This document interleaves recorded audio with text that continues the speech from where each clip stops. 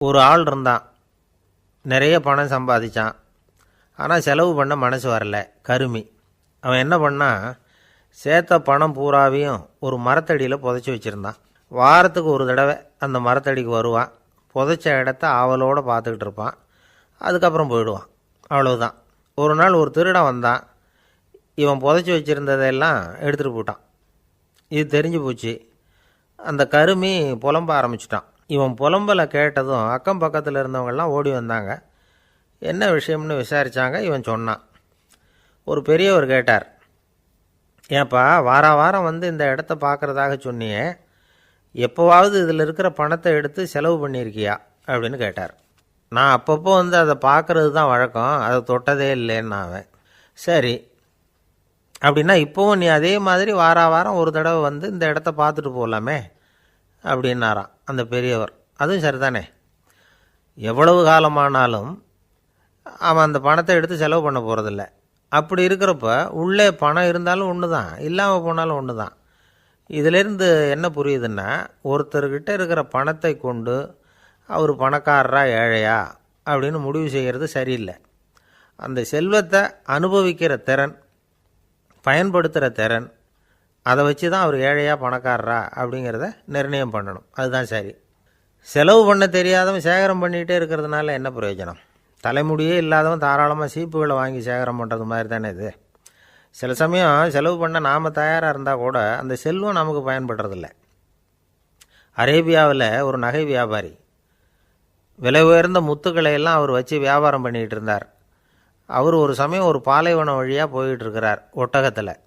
அப்போது திடீர்னு கடுமையான புயல் வீச ஆரம்பிச்சுட்டுது. திசை தவறி இவர் எங்கேயோ வந்துட்டார். கூட வந்தவங்களையும் காணலை, எங்கே போனாங்களோ தெரியல. இவர் ரொம்ப பயந்து போய் அங்கேயும் எங்கேயுமா அலைஞ்சு தெரிகிறார். வழியே தெரியல, பசி கடுமையாயிட்டுது. ஒட்டகத்து முதுகில் ஒரு மூட்டை இருந்தது, அதை பிரித்து பார்த்தார். உள்ளே ஏதாவது இருக்கான்னு தேடி பார்க்குறார். அது வரைக்கும் கண்ணில் தட்டுப்படாத அபூர்வமான ஒரு பை கண்ணில் பட்டுது. ஆஹா, அதில் ஏதாவது சாப்பிட்றதுக்கு இருக்கும் அப்படின்னு நினச்சி ஆவலாக அதை பிரித்து பார்க்குறார். அந்த பையில் விலை உயர்ந்த முத்துக்கள் நிறைய இருந்துதான். அப்போ தான் அவர் நினச்சாராம், விலை உயர்ந்த முத்துக்கள் கூட சாப்பிட்றதுக்கு உணவாக முடியாது அப்படிங்கிறத புரிஞ்சுக்கிட்டாராம். எந்த நேரத்தில் எது நமக்கு தேவையோ அது நமக்கு தாராளமாக கிடைக்கணும். அப்படி அது கிடைக்கிறதுக்கு நம்மக்கிட்ட இருக்கிற செல்வம் பயன்படணும். அது நமக்கும் பயன்படலாம், நம்ம மூலமாக அடுத்தவங்களுக்கும் பயன்படலாம். அதுதான் செல்வத்தின் பயன். ஒரு மரத்தடியில் ஒருத்தன் உட்காந்து அழுதுகிட்டு இருந்தான். அந்த பக்கமாக வந்த இன்னொருத்தன் ஏப்பா அழுதுகிட்டு இருக்கிறேன்னு கேட்டான். இந்த இடத்துல தான் பூமிக்கு அடியில் பணம் இருக்குது, புதைச்ச இடம் தெரியல, அதான் அழறேன் அப்படின்னா. நல்லா ஞாபகப்படுத்தி பாரு, எந்த இடத்துல புதைச்ச அப்படின்னு கேட்டான் இவன். அது எப்படி எனக்கு தெரியும், புதைச்சி வச்சிருக்கிறவன் நான் இல்லையே, எங்கள் எதிர்த்த வீட்டுக்காரன் அப்படின்னானா இவன். ஒரு அரசனும் அமைச்சரும் ஒரு நாள் ரொம்ப சாவகாசமாக பேசிக்கிட்டு இருந்தாங்களாம். அரசன் அமைச்சரை பார்த்து ஒரு கேள்வி கேட்டிருக்கார். ஏங்க அமைச்சரே, ஆசை இல்லாத ஒரு மனுஷனால் இருக்க முடியுமா அப்படின்னு. ஏன் முடியாது, துறவி அப்படிங்கிறவங்கெல்லாம் அப்படிப்பட்டவங்க தானே அப்படின்னாராம் அமைச்சர்.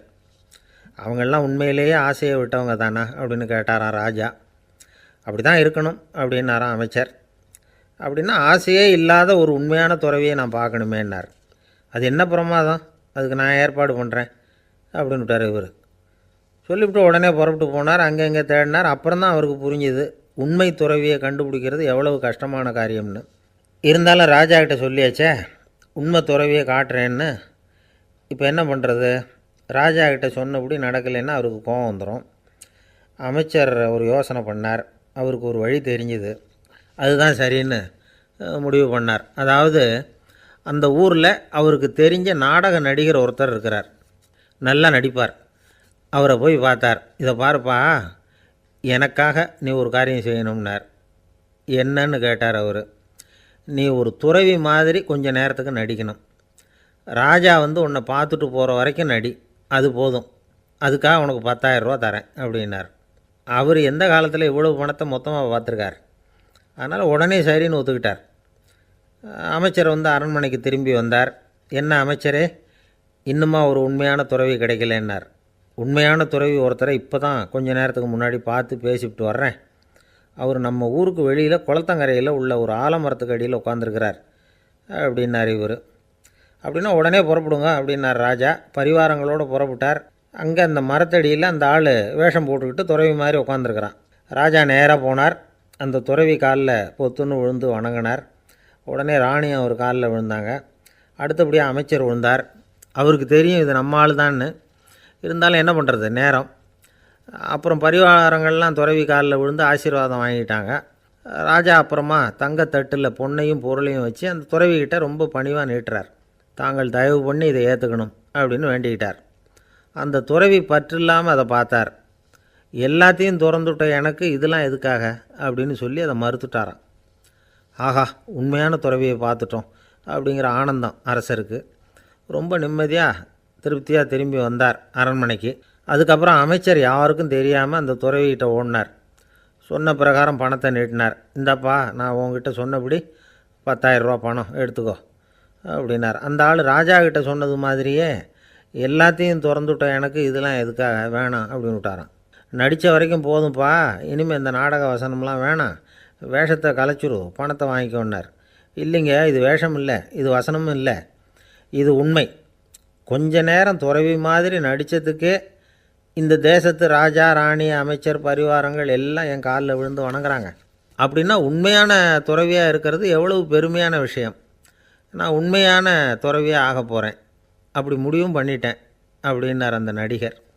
வேஷம் கூட எப்படிப்பட்ட விளைவுகளை உண்டு பண்ணுது பார்த்தீங்களா. நம்மால் ஒருத்தன் ரொம்ப வசதியாக தான் இருந்தான். ஒரு நாள் அவன் சொத்து பூரா திருட்டு போயிட்டுது. அதுக்கப்புறம் இவன் துறவி மாதிரி ஆகிட்டான். ஊர் ஊராக சுற்றினான். ஒரு குருநாதரை தேடி கண்டுபிடிச்சான். அவர்கிட்ட சீடனாக சேர்ந்துக்கிட்டான். அவனை பார்த்து ஒருத்தர் கேட்டார், நீ உண்மையான சீடன் தானான்னு. இல்லைங்க, சீடன் மாதிரி நடிச்சுக்கிட்டு இருக்கிறேன் அப்படின்னா. அது குரு துரோகம் இல்லையா அப்படின்னு கேட்டார் அவர். இல்லைங்க, நான் பண்ணது குரு துரோகம் இல்லை, என் குரு பண்ணது தான் துரோகம். என்னுடைய பணத்தை கொள்ளையடித்தது இவர் தான். அதை எங்கே வச்சுருக்காருன்னு கண்டுபிடிக்கிறதுக்காக தான் இவர்கிட்ட வந்து சீடனாக சேர்ந்துருக்கிறேன் அப்படின்னா. ஒரு சின்ன பையன் வந்தான். அவனை பார்த்து ஒரு கேள்வி கேட்டோம். ஏன்ப்பா, உங்கள் வீட்டில் அம்மா புத்திசாலியா அப்பா புத்திசாலியா அப்படின்னு. அவன் அலட்சியமாக நம்மளை பார்த்து சிரிக்கிறான். என்ன சார் இது, இந்த காலத்தில் இது கூட தெரியாமல் இருக்கிறீங்களே அப்படிங்கிறான். ஒரு சின்ன பையன் நம்மளை பார்த்து இப்படி கேட்டுவிட்டானே அப்படின்னு நினைக்கிறப்போ நமக்கு ஒரு மாதிரி ஆகிடும். அதுக்கப்புறம்தான் இந்த தாத்தா பாட்டிலாம் சொல்கிற ஒரு கதை ஞாபகத்துக்கு வந்தது. அது என்ன கதை தெரியுமா? ஒரு ஊரில் ஒரு அம்மாவும் பிள்ளையும் இருந்தாங்களாம். அந்த மகனுக்கு திடீர்னு தேசாந்திரம் போய் வரணும்னு ஆசை வந்துட்டுது. ஊர் ஊராக போய் சுற்றி பார்க்கணுங்கிற ஆசை. அந்த அம்மாவுக்கு இது பிடிக்கல. மகனை பிரிஞ்சு இருக்கிறதுக்கு அவங்க மனசு இடம் கொடுக்கல. வேணாப்பான்னு சொல்லி பார்த்தாங்க, அவன் கேட்கல. திடீர்னு புறப்படவும் செஞ்சுட்டான். சரி, இனிமேல் அவனை தடுக்க முடியாதுன்னு முடிவு பண்ணிக்கிட்டாங்க அந்த அம்மா. இருந்தாலும் புத்திசாலித்தனமாக ஒரு யோசனை பண்ணாங்க. மகனை கிட்டத்தில் கூப்பிட்டாங்க. அவங்ககிட்ட சொன்னாங்க, இதை பாருப்பா, நீ தேசாந்திரம் போகிறதுன்னு தீர்மானம் பண்ணிவிட்ட, அதை நான் தடுக்கலை, போயிட்டு வந்துடும். ஆனால் போகிறதுக்கு முன்னாடி எனக்கு ஒரு வாக்குறுதி கொடுத்துட்டு போ அப்படின்னாங்க. போகிறப்போ ராத்திரியாக இருந்தாலும் பகலாக இருந்தாலும் சரி, புளிய மரத்து நிழலில் தான் தங்கணும். திரும்பி வர்றப்போ இரவும் பகலும் நீ வந்து வேப்ப மரத்து நிழல்லே தங்கணும் அப்படின்னாங்க. சரி, அப்படியே செய்கிறேன்னு சொல்லி வாக்குறுதி கொடுத்தான் பையன். புறப்பட்டு போனான். போகிற வழியில் புளிய மரத்து நிழல்லே தங்கினான், தூங்கினான். அப்படி போய்கிட்டே இருந்தான். 7ஆவது நாள் அவன் உடம்பு சுகமில்லாமல் போயிட்டுது. ரொம்பவும் பலவீனமாயிட்டான். இனிமேல் நடக்க முடியாதுங்கிற நிலைமை வந்துட்டுது. யோசித்து பார்த்தான். சரி, இதுக்கு மேலே வந்து போக வேண்டாம் அப்படின்னு முடிவு பண்ணிவிட்டு திரும்பி வர ஆரம்பிச்சிட்டான். திரும்பி வர்றப்போ வழியில் வேப்ப மரத்து நிழல்லையே தங்கி தங்கி வந்தான். நாளுக்கு நாள் உடம்பு சரியாக வந்துட்டுது. 7ஆவது நாள் வீட்டுக்கு வந்து சேர்றான். உடம்பு பழையபடியே கலகலப்பாயிட்டுது. பூரண சுகம். தேசாந்திரம் போன பையன் திரும்பி வந்துட்டானே அப்படின்னு அந்த அம்மா ஆச்சரியப்படலை. ஏன்னா அவங்களுக்கு தெரியும் இப்படி ஆகும்னு. பையன் சீக்கிரமாக திரும்பி வரணுங்கிறதுக்காக தான் அவங்க அந்த யோசனையை சொன்னாங்க. என்ன விஷயங்கிறதையும் அவங்களே சொன்னாங்க. மகனே, புளிய மரத்து நிழல் உடம்புக்கு உஷ்ணத்தை கொடுக்கும், சீக்கம் உண்டாக்கும். அதனால் நீ வந்து தொடர்ந்து புளிய மரத்து நிழலில் தங்கினாவே நோய்க்கு வந்து ஆளாயிட்ட. அதனால் பயணத்தை வந்து முடிச்சுக்கிட்டு திரும்பி வரணுங்கிற முடிவுக்கு வந்துட்ட. திரும்பி வர்றப்போ நீ தங்கினது வேப்ப மரத்து நிழல். அது உடம்புக்கு வந்து குளிர்ச்சியை தரக்கூடியது, நோயை தீர்க்கக்கூடியது. அதனால் சுகமாக வீட்டுக்கு வந்து சேர்ந்துட்ட. உன்னோட தேசாந்திர பயணத்தை தடுக்கிறதுக்காக தான் இப்படி பண்ணினேன் அப்படின்னாங்களாம் அந்த அம்மா. பார்த்தீங்களா அம்மாவோட புத்திசாலித்தனத்தை? அப்பாவாக இருந்தால் இப்படியா பண்ணுவார்? ஒரு அப்பா வந்து பையன்கிட்ட 10 ரூபா கொடுத்து இதை எடுத்துக்கிட்டு அடுத்த ஊருக்கு போய் அங்கே இருக்கிற மாமா கிட்ட இதை கொடுத்துட்டு வாடா, வழியில் எங்கேயாவது மரத்தடியில் படுத்து தூங்கி விடாதே அப்படின்னு எச்சரிக்கை பண்ணி அனுப்புனாராம். பையனுக்கு எச்சரிக்கையாக வாழறது எப்படிங்கிறத கற்றுக் கொடுக்கறதுக்காக இப்படி பண்ணார். அவன் பணத்தை வாங்கிட்டு போனான். அப்பா சொன்னதை மறந்துட்டு ஒரு மரத்தடியில் படுத்து தூங்கிட்டான். அவனுக்கு தெரியாமல் அவன் பின்னாடியே போன அப்பா அவன் கையில் இருந்த அந்த 10 ரூபாயை நைஸாக எடுத்துகிட்டு வந்துட்டார். அவன் பையில் தானே வச்சுருந்தான், அது தெரியாமல் எடுத்துகிட்டு வந்துட்டார். அவன் தூங்கிக்கிட்டு இருக்கான். எடுத்துகிட்டு ஒரு மறுபடியும் வீட்டுக்கு வந்துட்டார். பையன் முழிச்சுக்கிட்டு பையை தடவி பார்க்குறான், பணத்தை காணும். அழுதுகிட்டே திரும்பி வந்தான். அப்பா கிட்ட விஷயத்த சொன்னான். அப்பா சிரிச்சுக்கிட்டே சொன்னார், அதுக்கு தான்ப்பா ஆரம்பத்திலேயே எச்சரிக்கை பண்ணினேன், இனிமேலாவது நீ ஜாக்கிரதையாக இருக்கணும் அப்படிங்கிறதுக்காக தான் இப்படி பண்ணினேன். அந்த பணம் எங்கேயும் போயிடலை, நான் தான் அதை உனக்கு தெரியாமல் எடுத்து வச்சிருக்கிறேன். இதோ பாரு அப்படின்னு சொல்லிக்கிட்டு சைடு பாக்கெட்டில் கையை விட்டா அது ஓட்டையாக இருக்குது. அதை எவனோ ஏற்கனவே கத்திரிச்சு எடுத்துகிட்டு போட்டான். இப்போ அப்பா முகத்தில் அசடு வழிஞ்சுதான். சில பேரை இப்படி சொல்கிறது உண்டு, அடுத்தவங்களை அனுசரித்து நடந்துக்க தெரியல, அவன் என்ன சார் மனுஷன் அப்படிம்பாங்க. சக மனிதர்களோடு எப்படி பழகிறது அப்படின்னு தெரியாததுனாலேயே பல பேர் இன்றைக்கி சங்கடப்பட்டுக்கிட்டு இருக்கிறாங்க. வசதி வாய்ப்பெல்லாம் சரியாக இருக்கும், ஆனால் வாழ்க்கை சரியாக இருக்காது. இன்னொருத்தர்கிட்ட எப்படி பேசுறது பழகிறதுங்கிறது தெரியாததுனால தான் இந்த அவஸ்தை. சரி, இந்த அவஸ்தை இல்லாமல் வாழறது எப்படி? இதுக்கு அனுபவசாலிகள் சில வழிமுறைகளை சொல்கிறாங்க. அதெல்லாம் என்னென்னங்கிறத இப்போ தெரிஞ்சுக்குவோம். முதல்ல நம்ம நாக்கு நம்ம கண்ட்ரோலில் இருக்கணும். வார்த்தைகளை வந்து கொட்டிவிட்டு அதுக்கப்புறம் அள்ள முடியாமல் கடந்து கஷ்டப்படக்கூடாது. எப்படி பேசுகிறோங்கிறதும் முக்கியம், பேசுகிறப்ப எப்படி முகத்தை வச்சுருக்கிறோங்கிறதும் முக்கியம். அன்பாக பேசினாலும் நல்லாயிருக்கும். அப்படி பேசுகிறப்ப ஆதரவாக அவர் தோள் மேலே ஒரு கையை போட்டுக்கிட்டு பேசினா இன்னமும் நல்லாயிருக்கும். ரெண்டாவது விஷயம், இன்னொருத்தர்கிட்ட பேசுகிறப்போ வாக்குறுதிகளை அள்ளி வீசக்கூடாது. கொடுக்குற வாக்குறுதி குறைச்சலாக இருக்கணும். அப்படி கொடுத்த வாக்குறுதியை கண்டிப்பாக நிறைவேற்றணும். நாம் ஒருத்தரை பாராட்டுறோம் அல்லது அவரை பற்றி அபிப்பிராயம் சொல்கிறோம்னா அது ஆக்கப்பூர்வமாக இருக்கணும். நம்ம பாராட்டு அல்லது விமர்சனம் அடுத்தவருடைய முன்னேற்றத்துக்கு உதவுறது மாதிரி இருக்கணும். நாம் சொல்கிறத கேட்டுட்டு அவன் தலையில் கையை வச்சுட்டு உட்காந்துடக்கூடாது. எப்பவும் உற்சாகமாக இருக்கணும், முகம் மலர்ச்சியாக இருக்கணும். மனுஷன் இருந்தால் வருத்தம் கவலை ஏமாற்றம் எல்லாம் இருக்க தான் செய்யும். அதெல்லாம் மனசில் இருக்கட்டும். அந்த வருத்தமும் கவலையும் ஏமாற்றமும் சேர்ந்துக்கிட்டு நம்ம முகத்தில் இருக்கிற மலர்ச்சியை மூடி மறைக்கிறதுக்கு நாம் இடம் கொடுத்துடக்கூடாது. எந்த விஷயத்தை பற்றி யாருக்கிட்ட பேசினாலும் வெளிப்படையாக பேசணும், திறந்த மனசோடு பேசணும். மூடி மறைச்சி முன்னு மூழ்கிக்கிட்டு இருக்கக்கூடாது. இன்னொருத்தர்கிட்ட பேசுகிறப்போ விவாதம் பண்ணுங்க, அது தப்பு இல்லை, ஆனால் வாதாடிக்கிட்டு இருக்கக்கூடாது. அதாவது என்ன சொல்கிறாங்கன்னா, டிஸ்கஸ் பண்ணலாம், ஆர்கியூ பண்ணக்கூடாதான். நம்மக்கிட்ட இருக்கிற நல்ல குணங்களை நாம் எடுத்து சொல்லிகிட்டு இருக்கக்கூடாது. அந்த நல்ல குணங்களே நம்மளை பற்றி எடுத்து சொல்லணும், அது மாதிரி நடந்துக்கணும். அதே மாதிரி அடுத்தவங்க கிட்ட உள்ள கெட்ட குணங்களை பற்றி அவசியம் இல்லாமல் நாம் பேச வேண்டியதில்லை. உங்களை பற்றி யாராவது தப்பாக பேசுகிறாங்களா, அப்படி அவங்க பேசுகிறதுல உண்மை இல்லையா அப்படின்னா அதை நீங்கள் பொருட்படுத்த வேண்டியதில்லை, விட்டுடலாம். அது தானாக போயிடும். ஒரு 4-5 பேரோட பேசிக்கிட்டு இருந்தீங்கன்னா எல்லாருக்கும் முக்கியத்துவம் கொடுங்க, யாரையும் அலட்சியப்படுத்தாதீங்க. தமாஷா பேசலாம், ஆனால் அவங்க தமாஷ் வந்து அடுத்தவங்கள வந்து கேலி பண்ணுறதா இருக்கக்கூடாது. நமக்கு கிடைக்க வேண்டியது கிடைக்கலையே அப்படிங்கிற தவிப்பு நம்மக்கிட்ட இருக்கக்கூடாது, அது தேவையில்லை. உங்கள் செயல்பாடுகள் தெளிவாக இருக்கட்டும், பாராட்டு தானாக அவங்கள தேடிட்டு வரும். இன்னொரு மனுஷனுடைய மனசில் கௌரவமான ஒரு இடத்த பிடிக்கணும்னா நாம் இந்த குணத்தையெல்லாம் நம்மக்கிட்ட வளர்த்துக்கணும். இதெல்லாம் வந்து அனுபவசாலிகள் சொல்லியிருக்கிற குறிப்புகள். இந்த குறிப்புகளை வந்து சரியாக புரிஞ்சுக்கணும், அது முக்கியம். தப்பாக புரிஞ்சுக்கிட்டா என்ன ஆகும் தெரியுமா? இதை கேளுங்க. ஒருத்தர் வந்தார், சார் அடுத்தவங்க தோள் மேலே கையை போட்டுக்கிட்டு அன்பாக பேசணும்னு சொன்னீங்க, அப்படி தான் பேசினேன். அவர் முதுகை கூட தட்டி கொடுத்தேன், என் வேலை போயிட்டுது சார், வீட்டுக்கு அனுப்பிச்சிட்டாங்க அப்படின்னார். யாருக்கிட்ட அப்படி பேசுனீங்கன்னு கேட்டோம். என் முதலாளிகிட்ட சார் அப்படிங்கிறார் ரொம்ப சோகமாக. ஒருத்தர் ரொம்ப அவசரமாக வந்தார், சார் மனுஷன் நிம்மதியாக இருக்கிறதுக்கு என்ன வழின்னு கேட்டார். சீக்கிரமாக ஒரு கல்யாணத்தை பண்ணிங்க, எல்லாம் சரியாக போடும் அப்படின்னோம். அவர் ஒரு மாதிரியாக பார்த்தார். ஏற்கனவே எனக்கு கல்யாணம் ஆகிட்டுது சார், அதனால தானே நிம்மதியாக இருக்கிறதுக்கு வழி கேட்குறேன் அப்படின்னார். சரி, இவர் ஒரு மாதிரியான கேஸ் அப்படின்னு நினச்சிக்கிட்டு நம்மக்கிட்ட இருந்த ஒரு சின்ன புத்தகத்தை அவர்கிட்ட தூக்கி கொடுத்தோம், இதை படித்து பாருங்கன்னு. கல்யாணத்துக்கு பிறகும் சந்தோஷமாக இருக்கிறதுக்கு என்ன வழி அப்படிங்கிற கேள்விக்கு அந்த புத்தகத்தில் விளக்கம் இருந்தது. கணவன் மனைவிக்குள்ளே சிக்கல் வராமல் இருக்கிறதுக்கு அதில் சில வழிகளை சொல்லி கொடுத்துருக்குறாங்க. அதெல்லாம் என்னென்ன அப்படிங்கிறத இப்போ பார்க்கலாமா? குடும்பம்னு இருந்தால் கோபம் வரதான் செய்யும். அது வந்துட்டு போட்டும் பரவாயில்ல. ஆனால் அந்த கோபம் ஒரே நேரத்தில் 2 பேருக்கும் வந்துடாமல் பார்த்துக்கணும். ஒரு சமயத்தில் யாராவது ஒருத்தர் தான் கோபப்படணும், அடுத்தவங்க அமைதியாக இருக்கணும். அதுக்கப்புறம் இவர் அமைதியான உடனே அவங்க ஆரம்பிச்சிக்கலாம்.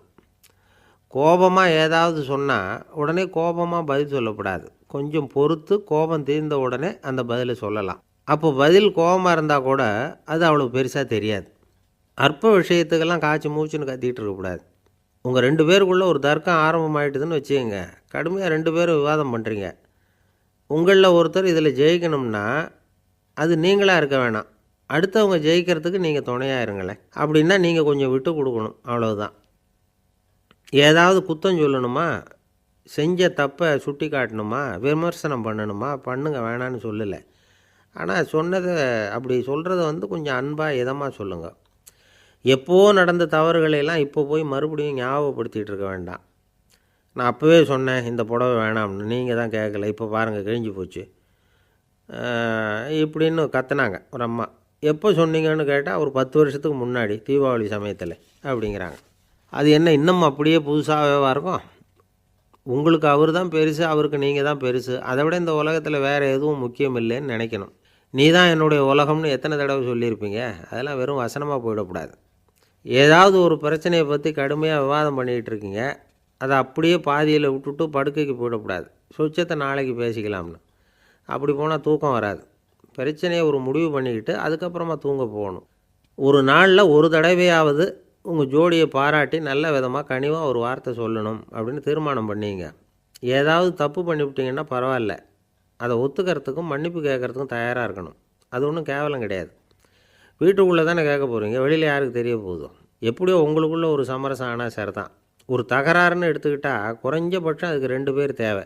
தனியாகவே உட்காந்துக்கிட்டு நான் இப்போ தகராறு பண்ணிகிட்ருக்கிறேன் அப்படின்னு யாரும் சொல்ல முடியாது. 2 பேர் தகராறு பண்ணுறாங்கன்னா பொதுவாக அந்த 2 பேரில் யார் அதிகமாக பேசுகிறாங்களோ அவங்க பேரில் தான் தப்பு இருக்கும். அதை மனசில் வச்சுக்கணும். இதெல்லாம் தான் அந்த புத்தகத்தில் போட்டிருக்கிற வழிமுறைகள். இவ்வளவும் சரியாக வரலைன்னா அப்புறமா சொல்லுங்கள், வேறு புத்தகம் ஏதாவது இருக்கான்னு தேடுவோம். ஒரு கணவன் தன்னுடைய மனைவியை அழைச்சிக்கிட்டு ஒரு மனோதத்துவ டாக்டர்கிட்ட வந்தாராம். டாக்டர், எங்களுக்கு கல்யாணம் ஆகி 30 வருஷ காலமாக நாங்கள் ஒரு விஷயத்தில் கூட ஒத்து போனதில்லை அப்படின்னு ஆரம்பித்தார். உடனே அந்த அம்மா குறுக்கிட்டு, அது 30 வருஷம் இல்லை 32 வருஷம் அப்படின்னாங்களாம். இந்த உலகமே ஒரு நாடக மேடை, நாம் எல்லாரும் நடிகர்கள். இது ஞானிகள் சொல்கிறது. இது ஒரு பக்கம் இருக்கட்டும். இந்த உலகத்துக்குள்ளே எத்தனையோ நாடக மேடைகள், எத்தனையோ நடிகர்கள், எத்தனையோ நாடகங்கள், இதெல்லாம் எப்படி ஆரம்பமாச்சு? அதுதான் இன்றைக்கி தகவல். அதாவது ஆதி மனிதன் பேச ஆரம்பிக்கிறதுக்கு முன்னாடி சைகையாலேயே எல்லாத்தையும் சொல்லிகிட்டு இருந்தான். அதனால் அப்போவே நடிப்பு ஆரம்பமாயிட்டுது. முதல்ல ஒரு வேட்டையைத்தான் அவன் நடித்து காட்டியிருப்பான். இவன் எப்படி போனான், எதிரில் மிருகம் எப்படி வந்தது, அதோடு எப்படி சண்டை போட்டான், எப்படி அடித்து கொண்டுகிட்டு வந்தான், இதை அப்படியே மற்றவங்களுக்கு நடித்து காட்டியிருப்பான். ஏன்னா மொழி கிடையாது. இந்த காலத்துலலாம் நாடகங்களில் நடிக்கிறவங்கள நடிகர்கள்ங்கிறோம். ஒரு காலத்தில் இவங்களுக்கு என்ன பேர் தெரியுமா? திஸ்பியர்கள் அப்படின்னு பேரான். இதுக்கு காரணம் உண்டு. அதாவது 2000 வருஷத்துக்கு முன்னாடி கிரீஸ் நாட்டில் திசிபியஸ் அப்படின்னு ஒரு ஆள் இருந்தான். அவன் ஒரு பெரிய நாடக கலைஞன். அவன் சில இளைஞர்களை சேர்த்துக்கிட்டான், பயிற்சி கொடுத்தான், நாடக குழுவை உருவாக்கினான். நடிகர்களையும் நாடகத்துக்கு தேவையான பொருள்களையும் ஏற்றிக்கிட்டு போகிறதுக்கு ஒரு வண்டியையும் தயார் பண்ணான். அந்த வண்டியிலேயே அவன் கிரேக்க நாடு பூராவும் சுற்றினான். ஊர் ஊராக நாடகம் போட்டான். ஒரு ஊருக்கு போனதும் அங்கே நாடகம் நடத்த தியேட்டர் இருக்கா அப்படிங்கன்னெல்லாம் பார்க்குறதில்ல அவன். ஏன்னா அப்போலாம் தியேட்டர்னா என்னென்னு தெரியாது. நாடகம்னா அதை ஒரு மூடிய கொட்டைக்குள்ளே தான் நடத்தணுங்கிறது அப்போ யாருக்குமே தோணலை. இந்த வண்டி போகும், அதுவே ஒரு பகுதி அப்படியே ஒரு மேடை மாதிரி விரிச்சிக்கும். அதில் ஏறி நின்றுக்கிட்டு நாடகத்தை நடித்து காட்டுவாங்களாம். மக்கள்லாம் எதிரில் தரையில் உட்காந்து அதை பார்த்துக்கிட்டு இருக்கிறது. உலகத்தின் முதல் நடமாடும் தியேட்டர் இது தானா. இந்த திசிபியஸ் தான் முதலாக உலகத்தில் நாடகங்கிற பொழுதுபோக்கை நடத்தி காட்டினவன் அப்படின்னு சொல்கிறாங்க. அவன் சொந்தமாக நாடகம் எழுதுனான், நடித்தான், நாடகத்தை இயக்கினான். அதனால தான் அவனை first man of the theatre அப்படின்னு சொல்லுவாங்க.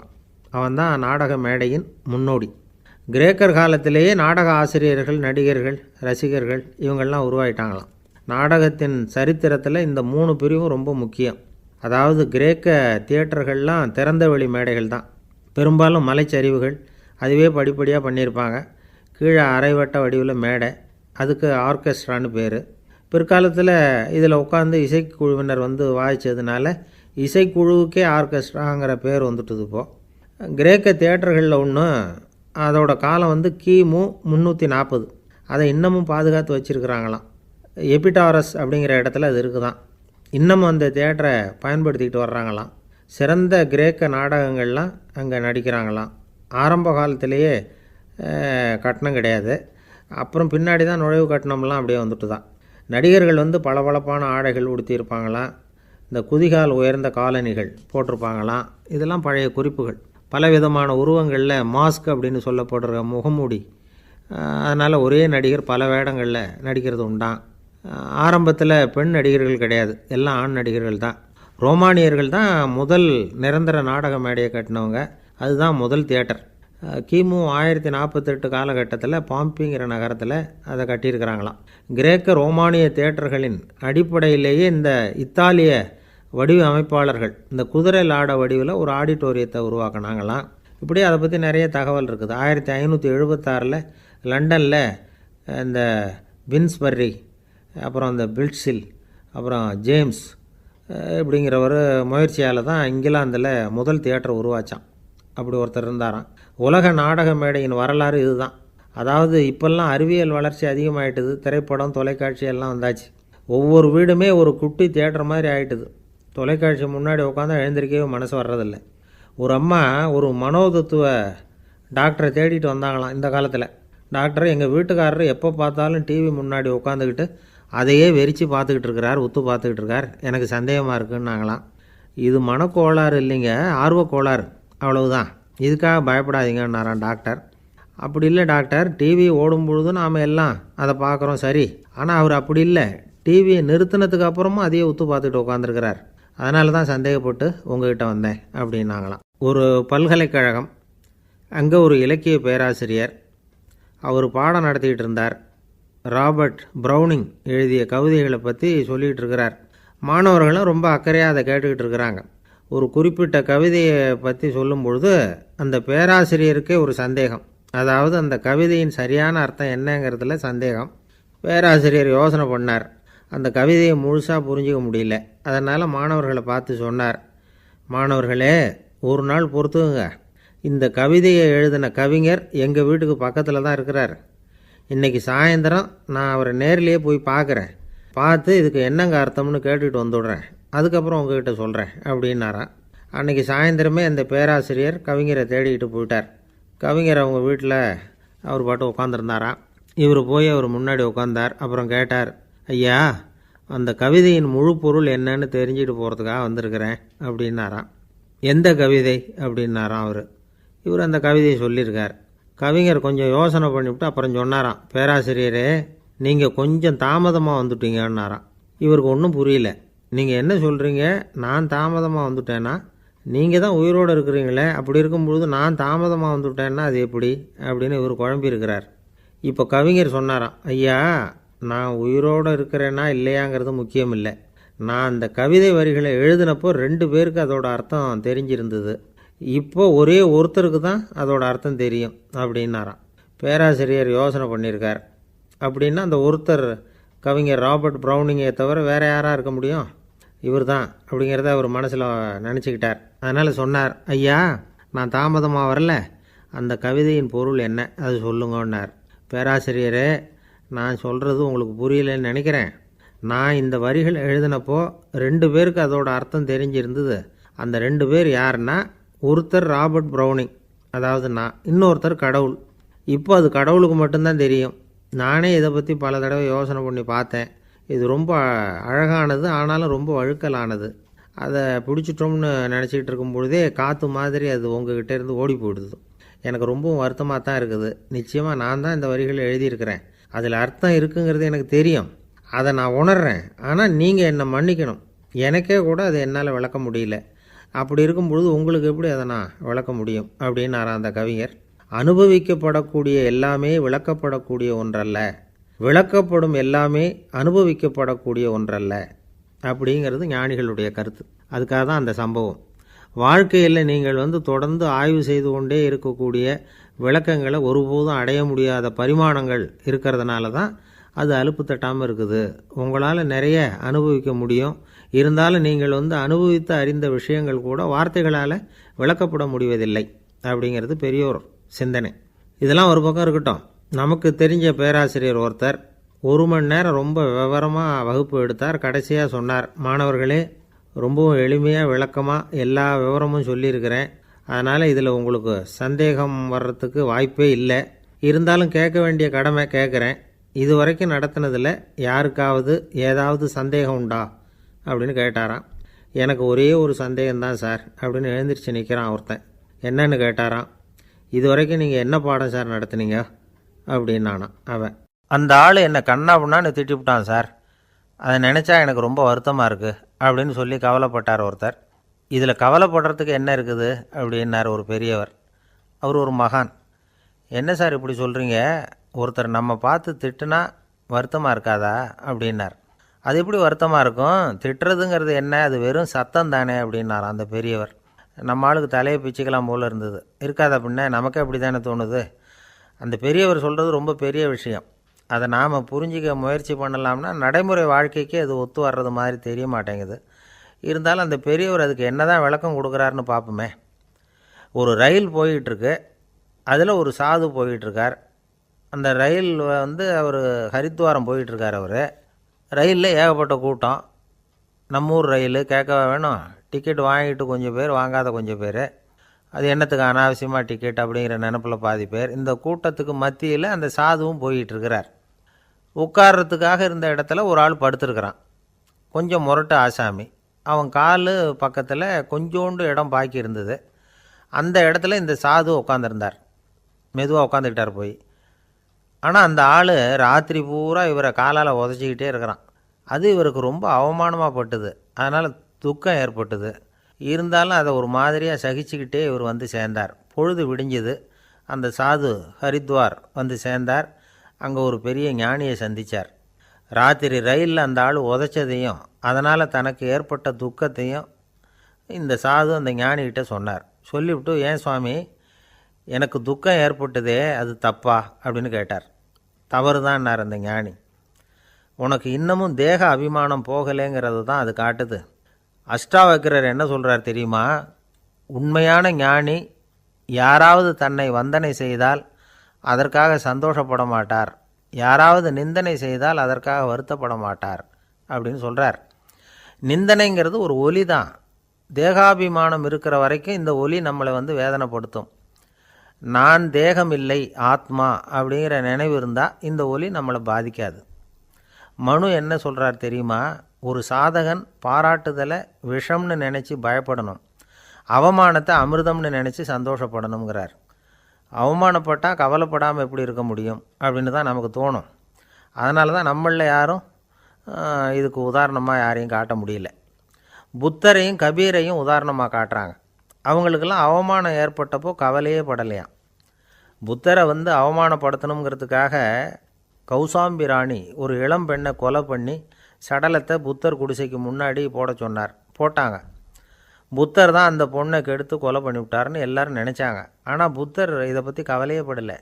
அப்புறமா உண்மை தெரிஞ்சதும் புத்தர் புகழ் இன்னும் அதிகமாயிட்டுது. ஒரு பெரிய சபையில் ஒரு மோசமான பொண்ணு நுழைஞ்சி தனக்கும் கபீருக்கும் சம்பந்தம் உண்டுன்னு சொன்னான். கபீர் கவலைப்படலை. அவங்க மாதிரியெல்லாம் நாமளும் இருக்க கற்றுக்கணும். நிந்தனை, அபகீர்த்தி, அவமானம் எல்லாம் ஆண்டவன் கொடுக்குற பிரசாதம்னு நினைக்கணும் அப்படின்னு சொல்கிறார் அந்த ஞானி. இதை கேட்ட இந்த காலத்து ஆசாமி ஒருத்தர், நான் கூட அப்படி தான் சார், யாராவது அவமானப்படுத்தினா கவலைப்பட மாட்டேன். நேற்று கூட ஒருத்தர் என்ன பலார்னு அரைஞ்சுட்டார், நான் கொஞ்சம் கூட கவலைப்படலை, பேசாமல் வந்துட்டேன்னார். ஏன் அப்படி வந்துட்டீங்க அப்படின்னு. அவர் அரைஞ்சதுலேயும் ஒரு அர்த்தம் இருந்தது, அதனால தான் அப்படி வந்துட்டேன்னார். ஏன் அரைஞ்சாருன்னு கேட்டேன். 10 வருஷத்துக்கு முன்னாடி 15 ரூபா அவர்கிட்ட கடன் வாங்கினேன், அதை கேட்டு கேட்டு பார்த்துட்டு கடைசியாக தான் அரைஞ்சார் அப்படின்னார். ஆண்டவனுடைய பிரசாதம் இவருக்கு அடிக்கடி கிடைக்கும் போல இருக்குது. அம்மாக்காரங்களுக்கு அடிக்கடி ஏற்படுற கவலை ஒன்று உண்டு. அதாவது குழந்தை சரியாக சாப்பிட மாட்டேங்குதே அப்படிங்கிற கவலை. இவங்கெல்லாம் ஒரு விஷயத்தை நல்லா புரிஞ்சுக்கணும். குழந்தைகள்ங்கிறவங்க பெரியவங்க மாதிரி இல்லை. அவங்க கடிகாரத்தில் மணியை பார்த்துட்டு சாப்பிட்றதுக்கு உட்கார்ற ரகம் கிடையாது. பசிச்சா சாப்பிடுவாங்க, இல்லைன்னா விளையாடுவாங்க அல்லது தூங்குவாங்க.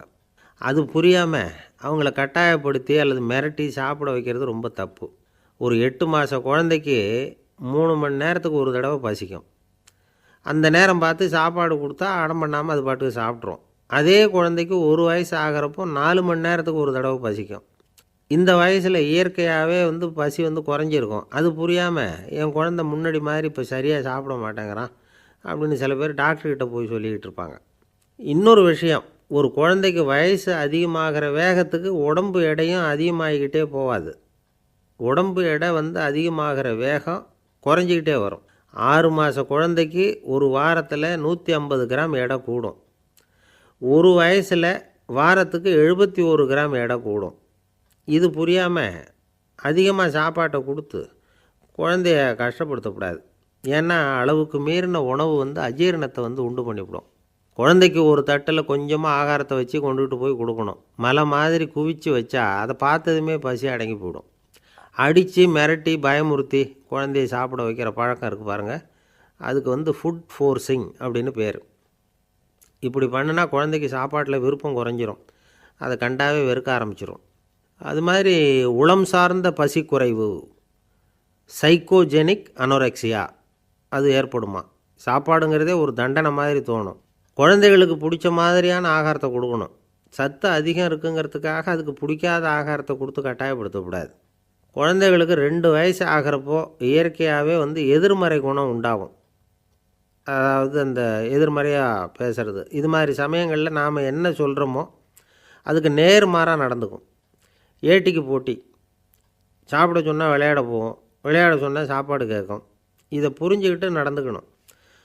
குழந்தை சொன்ன பேச்சை கேட்கலேன்னு கோவப்படக்கூடாது. குழந்தை வளர வளர பிடிவாத குணம் வர்றது சகஜம். கேட்டதை வாங்கி கொடுத்தா தான் சாப்பிடுவேன் அப்படின்னு பிடிவாதம் பண்ணும். வாங்கி கொடுத்துடுறது தான் உத்தமம். நீங்களும் அதுக்கிட்ட பிடிவாதம் பண்ணிகிட்டு இருக்கக்கூடாது. ஏன்னா கேட்டது கிடைக்கலையேங்கிற ஏமாற்றம் கூட குழந்தையோட பசியை குறைச்சிரும். கேட்டது கிடைச்சிட்டா பசி அதிகமாகும். கொடுத்ததை மலமலன்னு சாப்பிட்றோம். குழந்தைகளுக்கு கண்ட கண்ட நேரத்தில் சாப்பிட்றதுக்கு எதையாவது வாங்கி கொடுத்துக்கிட்டு இருந்தால் சாப்பாட்டு நேரத்தில் சாப்பிடாமல் அடம் பண்ண ஆரம்பிச்சிடும். பள்ளிக்கூடம் போகிற பிள்ளைங்க காலை உணவை சரியாக சாப்பிட மாட்டாங்க. அச்சம், அவசரம், பரபரப்பு இதெல்லாம் தான் காரணம். பள்ளிக்கு புறப்படுறதுக்கு ஒரு 3/4 மணி நேரத்துக்கு முன்னாடியே சாப்பாடு போட்டுருங்க, அது சரியாக போடும். படிக்கிற குழந்தைகள் உடல் சோர்வு, மனச்சோர்வு இது காரணமாக கூட சாப்பிட மறுக்கிறது உண்டு. இப்போ உதாரணமாக சாயந்தரம் விளையாடி விட்டு வீட்டுக்கு வந்ததும் சாப்பிட சொன்னால் வேணாம்பாங்க. இது உடல் சோர்வு. ரொம்ப நேரம் வீட்டு பாடங்களை செஞ்சு முடித்த கையோடு சாப்பிட சொன்னாலும் அவங்களால சரியாக சாப்பிட முடியாது. இது உளச்சோர்வு, அதாவது மனச்சோர்வு. இதை தவிர குழந்தைகளுக்கு உடல் நலக்குறைவு ஏற்பட்டால் கூட சாப்பிட மறுக்கிறது உண்டு. சில மருந்து மாத்திரைகள் கூட பசியை குறைச்சிரும்.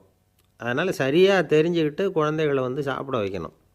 அது புரியாமல் கையில் சாப்பாட்டு தட்டை வச்சுக்கிட்டு குழந்தைகளை விரட்டிக்கிட்டு அலையக்கூடாது. ஒரு சின்ன பையன் சொன்னான், எங்கள் அம்மா சாப்பாடு போடுறது தெரிஞ்சால் நான் உடனே வீட்டை விட்டு வெளியில் ஓடி போடுவேன் அப்படின்னா. ஏன் அப்படி பண்ணுறேன்